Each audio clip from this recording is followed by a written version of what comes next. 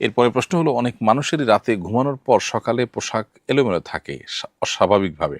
কোনো প্রাপ্তবয়স্ক ছেলের যদি এমন অবস্থা হয় যে অবচেতনভাবে তার পর্দার অন্তর্ভুক্ত অঙ্গ প্রকাশিত হয় হরহামেশাই, আর এ ব্যাপারে তার মা ওয়াকিফাল, তা সত্ত্বেও কোনো আগাম সতর্কতা ছাড়া মা কি ছেলের রুমে প্রবেশ করতে পারবেন? ছেলে বিবাহিত, তার স্ত্রী যদি এ ব্যাপারটি ভীষণ অপছন্দ হয়, এটা কি দোষণীয়? উল্লেখ্য, মায়ের সাথে ছেলে এবং পুত্রবধূর সম্পর্ক খুবই ভালো, মা তাদের প্রতি খুবই যত্নশীল।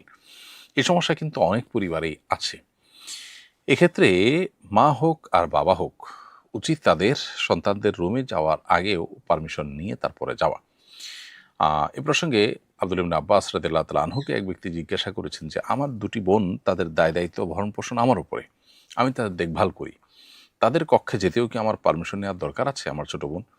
তখন আব্দুল ইবনে আব্বাস রাদিয়াল্লাহু তাআলা বলেছেন, হ্যাঁ, তুমি অবশ্যই তাদের পারমিশন নিয়ে যাবে। কারণ তুমি চাইবে না যে তোমার দুটি বোনকে তুমি বিবস্ত্র অবস্থায় দেখো, বা এমন কোনো অবস্থায় দেখো যেটা তোমার জন্য বিব্রতকর, অস্বস্তিকর। তুমি সেটা দেখতে চাইবে না। সো তাদের কাছ থেকে পারমিশন নিয়ে তারপর তুমি প্রবেশ করবে।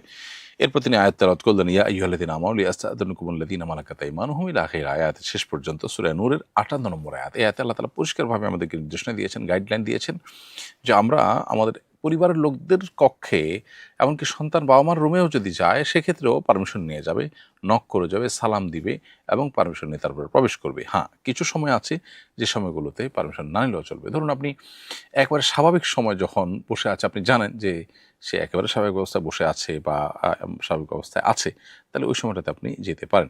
তো এই জন্য ছোটো বাচ্চাদেরকে শুধুমাত্র এখানে করা হয়েছে, আপনার তাদেরকে মুস্তাসনা রাখা হয়েছে, জাতীয় যারা তাদেরকে মুস্তাসনা রাখা হয়েছে। এর বাইরে বাকিদেরকে অনুমতি নেওয়ার নির্দেশনা দেওয়া হয়েছে। হাদিসের আলোকে এটি প্রমাণিত।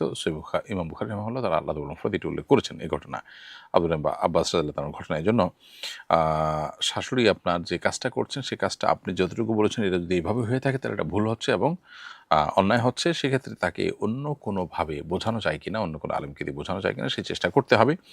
নবী করিম সাল্লাল্লাহু আলাইহি ওয়াসাল্লাম সাহাবীদের ক্ষেত্রে যেটা অ্যালাউ করেননি, বা সাহাবীরা সালাফরা পরস্পরের জন্য যেটা অনুমোদন করেননি, সেটা আমরা এই ফিতনা সংকুল এই সময় কীভাবে নিজেদের জন্য অনুমোদন করতে পারি। হোক মা, তারপরেও ছেলের রুমে তিনি যাওয়ার আগে নক করবেন, আওয়াজ দিয়ে তারপর যাবেন।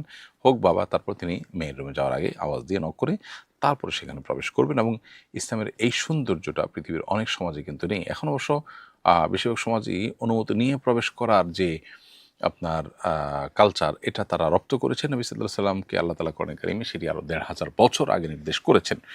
অতএব এই কালচারটা আমাদের মনোযোগ দিয়ে এই কালচারটাতে আমাদের খেয়াল রাখা দরকার। পাশাপাশি সন্তানদের, বাচ্চাদের অধিকারের ব্যাপারে